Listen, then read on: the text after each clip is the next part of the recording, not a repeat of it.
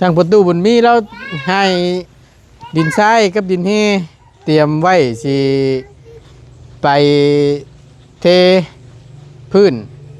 ตรงระเบียงหน้าบ้านนั่นแหละพอได้มองนั่งดินนั่งหัวเนาะหลายเติบบ่เดี๋ยวว่าจำนี่พ่อบ่พ่อมันก็อยู่ตรงนั้นน่ะเนาะใส่เอาไปแล้วใส่นะเลยเดี๋ยวมันตักตัวนี้ใส่เฮ็ดอะไรจังเบ็ดว่าสิเผาทานยันเฮือนดำเว้ยอย่าเบ็ดก็ได้เจ้าสิเมาควันมันน่ะยันเฮือนดำอยากเผาทานเลย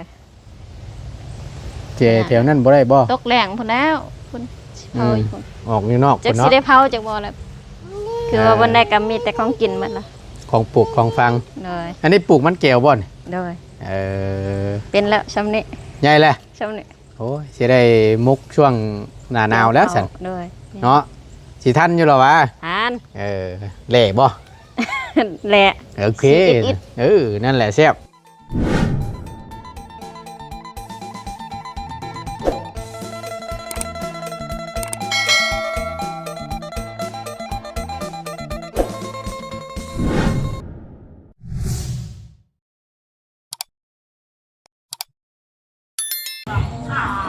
เนาะพี่น้องตัดภาพมีบาทนี่พี่เด้อกระตูบน้อยของพ่อสาวเตวเนาะ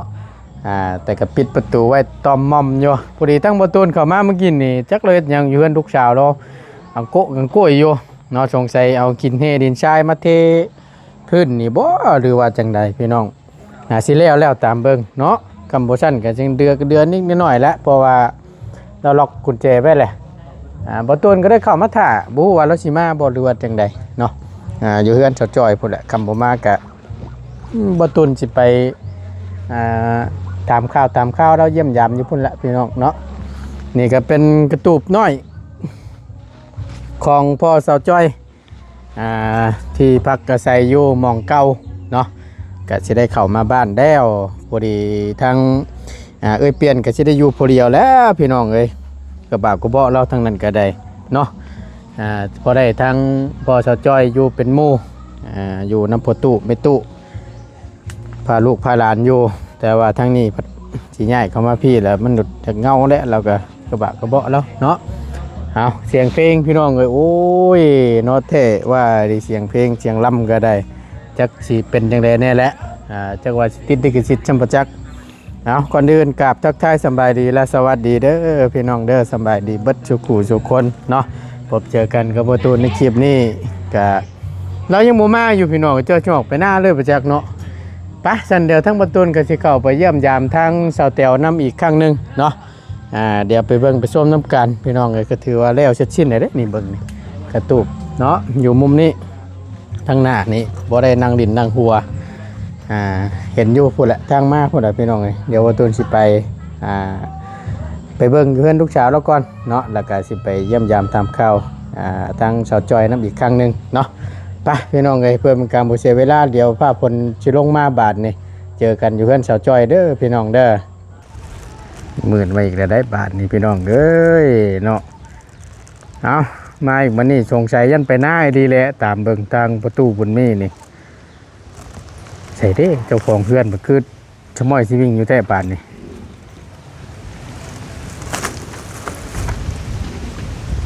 มีติ่มสิมอยู่ได้พี่น้องผลจิตกเลยสาวจอยเอ้ยอยู่เพื่อนอยู่บ่อยู่ชายฮะคือบ่เห็นโว้ยเนาะก็ล็อกคักจะแท้นี่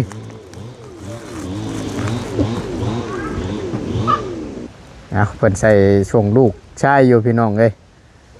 ฮัลโหล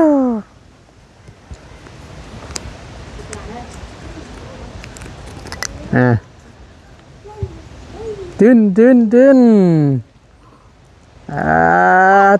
โธ่ประตูตัวไปหน้าหรอบ่ไปแล้วเนาะว่าอยู่คือถ่าเพิ่นไปพุ่นบัดบ่เห็นมาจักเทื่อเปิดประตูให้กันนะแม่เฮ้ยเปิดแม่ประตูนี่ได้แล้วกันบัดนี้ประตูกูเปิดต้อนรับกันนี่ สิแหละนะเพิ่นเว้าอยู่เนาะอึ๊บ มาอยู่ข้างในเอ๊ะ ในหรือนอกเอาอยู่ฉันโอ้ยขอบใจเด้อขอบใจ ไปยากัน ทุจ้า ตุ๊ กินบ่ขนมนี่กินอยู่บ่กินบ่ฮะทำกินแล้วเอาโอ้ยใหญ่มากเป็นแต่แพงบาทนี่จักควมแต่แท้ๆน้องเฮ้ยสบายดีเจ้าจ้อยใช้ทั้งตู้พ่อไปหน้าบ่ ให้ก็ออกไป ใช่จังพ่อได้ซะเนาะ ถ้าก็ตักอันนั้นแล้ว ตักหยังน่ะ ตักแห่ไส้คน จัก แล้ว ตักเฮใส่ เลย แล้วบ่เจ้าจ้อยอยู่หั่นน่ะ ยังแต่ทางนอก ยังแต่ทั้งนอก เลย โอ้ยเนาะเอาไปลาดตรงกันนั้นบ่โดนดานหมองนั่งดินแล้วหั่นบ่ เลย แต่ตัวนั้นนั่นแล้วแหละ แล้ว เรียบร้อยเนาะ เลย มีแต่รอให้มันแห้งบ่ เลย มากินปลาได้มื้อนี่ บ่มีตอน ฮะบ่มีต้อน เลย โอ้ยว่าฉันก็ว่าเฮ้ยแถวห้วยแถวห้องนั่นบ่มีบ่ บ่มีแฮ บ่มีเฮ คันมีแฮมันไปละ ไปเนาะ มีแฮมีมองไปแล้วบ่ ว่านเป็นนี่ดีบ่ บ่เป็นเอานั่นแล้ว เฮ็ดได้ได ฮะเฮ็ดได้ได เฮ็ดปากกว้างๆแล้วก็ ปากกว้าง ผูกไว้ทางนั้นทางนี้เขาก็เอามองกลาง ๆบรรยากาศนั่นแหละสิเฮ็ดคืนถ่ายแยงบนโต้งเฮ็ดนี่บ่ เลย โอ้ยมันก็บ่แม่นแนวเด้เนาะ เห็นว่าก็ได้ เพิ่นน้อยว่านเพิ่นสิไปพึ่งออกเลยสิไปกลางไว้นั่นบ่ได้เด้อเฮ้ยเนาะ พี่น้องเอ้ยเนาะกะโพครบไปเลย เลย ของปลูกของฟัง เก็บคู่มือ เก็บคู่มือบ่ เลยเมื่อกี้นี่ก็แม่ตู่เก็บออกไปนะ มะเขือนี่ เลย เอ พักงานนี่แหละ ใครอยู่ดอกมันปลูกมันพังกันนี่แหละมันจังบ่ได้ชื่อ พอได้แก้ไขอยู่ ใครกว่าเฮาสิไปซื้ออยู่ทุกอย่างนี่ก็บ่ไหวคือว่านั่นแหละเฮามีดินมีดอนจังซี่เฮาก็ปลูกไว้พอได้กินได้ยำเนาะ เลย เอาแกะขนมให้เพิ่นกินใช่เพิ่นนั่งกินนั่นแกะนมแกะ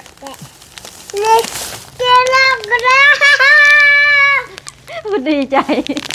สุดใจเพิ่น เอาตอนนั้นป่ะ เอาแกะให้เพิ่นกินด้วยฝนก็สิตกบ่ฝนเนาะจอยเนาะ เลย โตบ่ว่าทั้งใดเฮ้ยคือสิทั่วถึงอยู่เฮาอ่ะเนาะ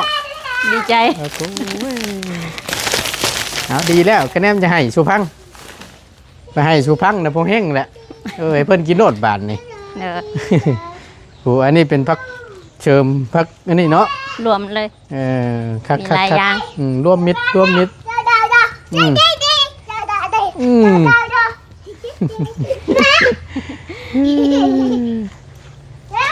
เอาพี่น้องเอ้ยกะทางประตูบุญมีเราให้ดินทรายกับดินเฮเตรียมไว้สิไปเท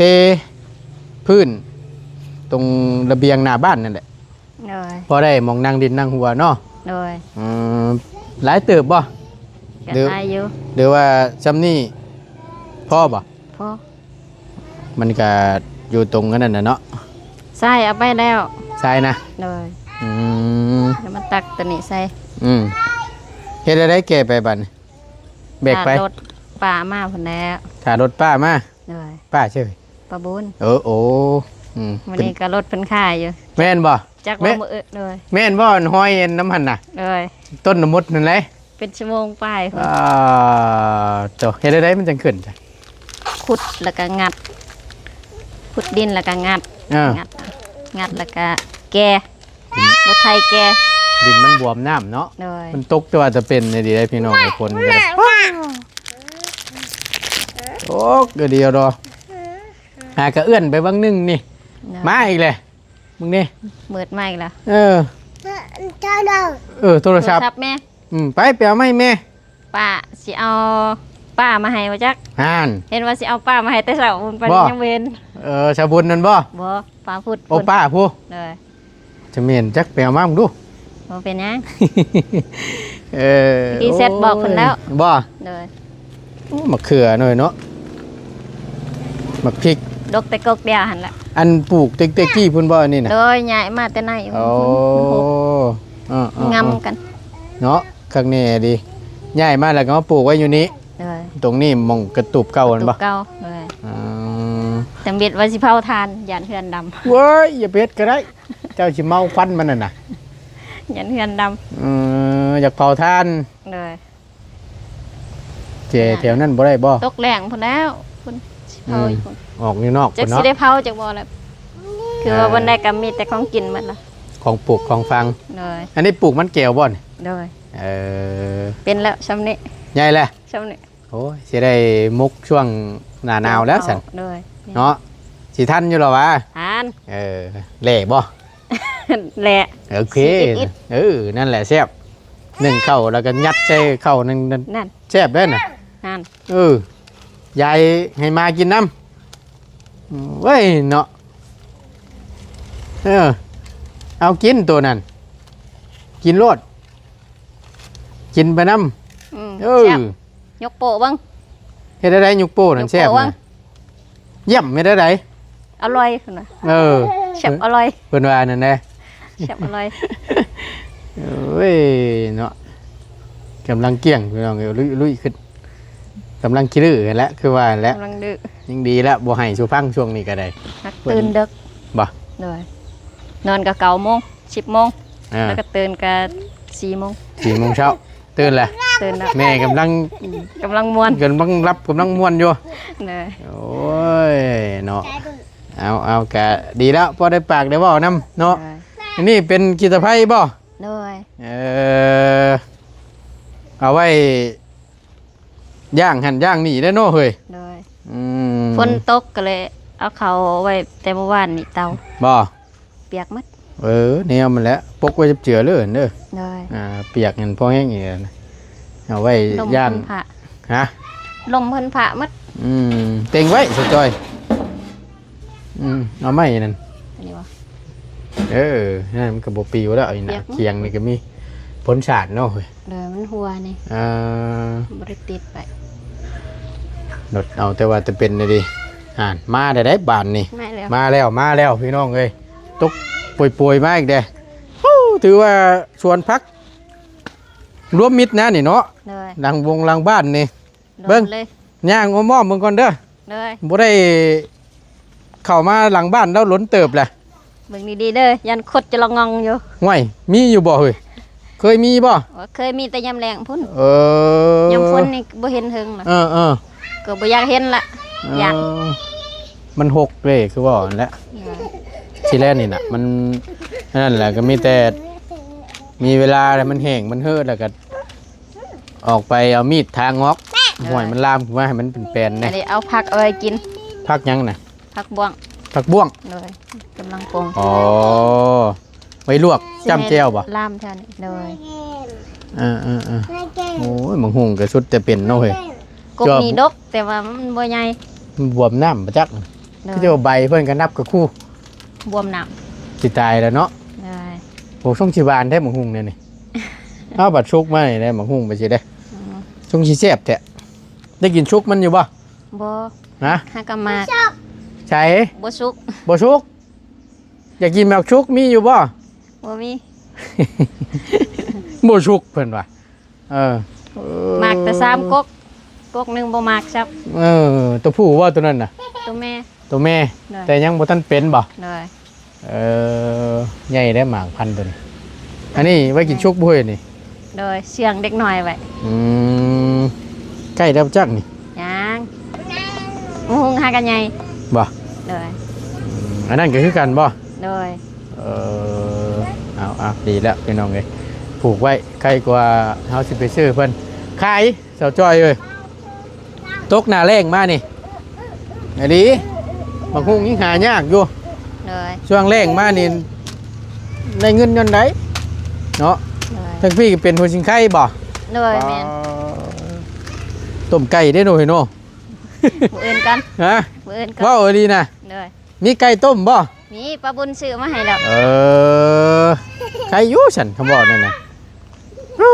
ถือว่าครบบ่ได้พี่น้องเอ้ยเป็นมันแก้วมันหยังเพิ่นแน่ ลมมิดเลย อยู่ก็เอาชิ้นย่างไปบานนี่หมากกระแทบเราก็เบิ่งกว่านี่เนาะ เลย บาดเพิ่นเป็นนี่ก็โยจำสิกินนี่เอาก็ดีแล้วอึ๊บนานๆมาเถื่อทางบ่ตูนก็ได้สิละมาแล้วก็ฟ้าพลเนาะ ใจเด้อที่บ่ลืมกัน บ่เป็นหยังมาพี่มาพี่ นั่นแหละ เพราะว่าทั้งพุ่นก็นั่งอยู่ทั้งพุ่นทั้งพุ่นก็นั่งอยู่สิแล้วมีเวลาก็มาเยี่ยมมายามสิแหละเจ้าจอยเอ้ยอยู่ดีมีแห้งอยู่แล้วว่าเนาะบ่ไข่บ่นาว ขาดอย่างเดียว เนี่ย บ่ขาด บ่ขาดบ่บ่ต้องการตอนนั้นยังบ่ฮอดเวลายังบ่ฮอดเวลาบ่ดีนะจักสิเอาไปเฮ็ดหยังโซยันว่าอยู่จังสิแล้วสบายใจดีแล้วเนาะดีละอยู่ไปก่อนอยู่กับลูกกับเต้านี่แหละอะไรมันบ่ดีกันผ่านไปละพี่น้องเอ้ยเริ่มต้นใหม่ชีวิตคนเฮามันก็ยังบ่ชายดอกว่าซั่นซะถือว่า เป็นบทเรียนเนาะเราเพิ่นเว้าตัวนั้นได้ทั้งบ่ตูนเว้าว่าขาดอย่างเดียวดิสิว่าเงินได้เมื่อกี้นี่น่ะเจ้าเพิ่นว่าไปพุ่นก็มีอยู่ยายเพิ่นฝากมาให้ในช่วงนี้ก็ยังบ่ทันได้จ่าย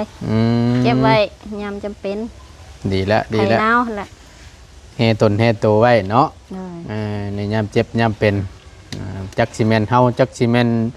ลูกจักสิแม่นพ่อแม่นแม่ได้เนาะมันแนมบ่เห็นได้เฮ้ยตนนี้ยันหลายอย่างหั่นนะแห่ตนแห่โตไว้ได้ดีแล้วเอาไว้ใช้ในยามจำเป็นเสียค่าพื้นค่าไฟนี่ได้เนาะเดือนเท่าไรนี่เดือนนี้เสียแล้วเบิ่งเดือนแล้วนี่เสียเดือนนี้60เท่าไหร่เดิม60บ่เพิ่นเอาแต่60,000ต่อเดือนบ่แต่ละเดือนมันก็ต่างบ่แต่ว่าเดือนที่แล้วนี่เสียนี่60,000บางเดือนก็กลัวอยู่บ่กลัวบางเดือนก็67บางมีอยู่บ่เดือนใดที่รุดกว่า60นี่มีแต่ตอนอยู่กระตูบนี่แหละ20,000ช่วงเอาไประหว่างรอเทือนนี่บ่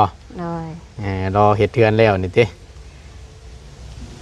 ไม่บ่ช็อตบ่ฝนตกไม่ใช่เฮ้ยไม่จังนี่แล้วโอ้ไปได้ฉันบ่นั่นเนาะตกดินยี่ๆอยู่ติย่านแน่พี่น้องก็โอ้ถือว่ายามต้องการพักหญ้าข้าวหุ้นนี่ก็แม่นบ่ต้องไปไกลนะบ่ายเอาอยู่นี่แม่นได้กินรสเนาะคักแล้วเปียกเนาะเวทจังโอ้ยพี่น้องยากแท้ๆเฮ็ดนั่นเฮ็ดนี่ก็ได้เปียกมัดคักแล้วพี่น้องก็ธรรมดาแหละเพราะว่ามันมีตู้เย็นน้ำแน่พัดลมเนาะช่วงนี้บ่ได้ใส่ช่วงฝนนี่บ่ได้ใส่ใส่แต่ได้น้ำแล้วก็ตู้เย็นเพราะว่ามันมีหลายน้ำน้ำแน่ใส่แต่ทางในทางนอกประหยัดไว้เอ้าแม่นสิบ่เฮ้ยเหนื่อยใส่แต่ทางในเหนื่อยทางนอกปิดเหนื่อยแล้วก็เดียวว่าให้มันหุงเฮืองแถวหน้าบ้านนี่บ่แม่นบ่ซะว้าวดอกดาวเฮืองก็หุงเฮืองแล้วโอ้ยมีแต่หอยตีนมามานอนเฝ้ากินแมงใหม่กลางคืนนั่นน่ะเหนื่อยมานอนเฝ้ากินแมงใหม่ขันทูเนี่ยทูมันลำบากมีแต่หอยเพิ่นติเหนื่อยเหยียบขี้ดินเหนียวสามทูก็สิออกเอาจังซี่เด้อคำเจ้าอันนั้นเด้อคอยสิแนะนำให้มันยังบานนี่ตู้นิบประตูนิบโอ้ยนั่นก็ยังหมุนเนาะเมื่อยน้ำดีไปได้ขนมมาใช่อีกเอาจังซี่คอยสิบอกคำว่ามีทางเดียวเฮ็ดพนักเด้อได้เงินได้เฮ็ดพนักอ้อมไว้เฮ็ดพนักอ้อมไว้แล้วก็ตรงนี้มาเฮ็ดประตูปิดเปิดถ่ายลูกชายใหญ่ก่อนบ่ได้กะสิบ่แพงปานใดดอกพี่น้องเอ้ยค่าสร้างน้ำแน่แล้วก็ซื้อเล็กซื้อหยังมาเจาะเสื่อมตอดแตะๆแค่นี้ก็ได้อยู่เนาะเพราะว่าเฮ็ดประตูปิดไว้นะอยู่นี่ก็จังสบาย หมาหรือว่านู่นนี่นั่นมันจะบ่เข้า เนอะ นะพอละถ้าบักหำใหญ่ก่อน อีก10 ปี อีก10 ปีพุ่นเนาะบ่สร้างได้บ่ โอ้เด็กกับบ่ฮอด อืม ลูกชายคนใหญ่ก็ใหญ่ละ อืม เอ้าไปจุ่มน้ำกินมา คักนั่นน่ะเนาะแซ่บบ่โอ้ยมันแค้นใช่บ่ก็ได้เอาน้ำลอกน้ำบ่ขนมจุ่มน้ำกินต่อแล้วก็เออ เช็ดหมวกก่อน อย่ากินหวานเลยเด้อเป็นหวัดจำได้น่ะเบิ่งนี่นะ อาบน้ำแต่เช้ามัน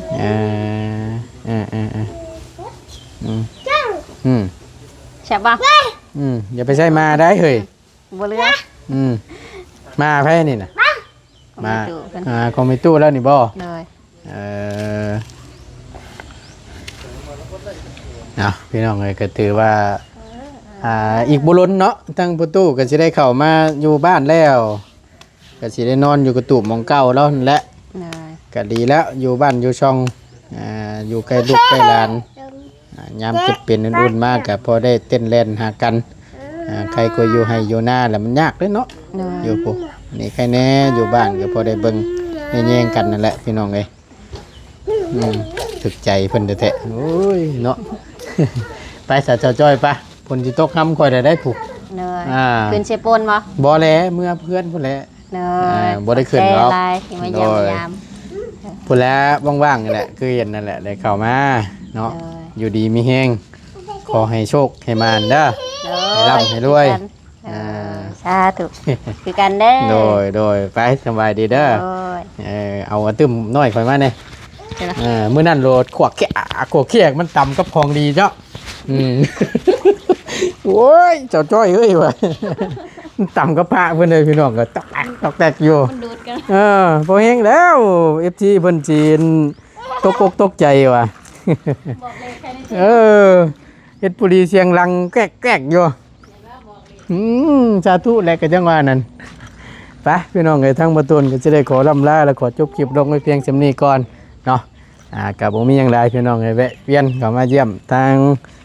สาวแต้วหรือสาวจอยเฮานี่เนาะขอบคุณในหลายพี่น้องลาแล้วเจอกันคลิปหน้าเด้อพี่น้องเด้อสำบายดีเด้อ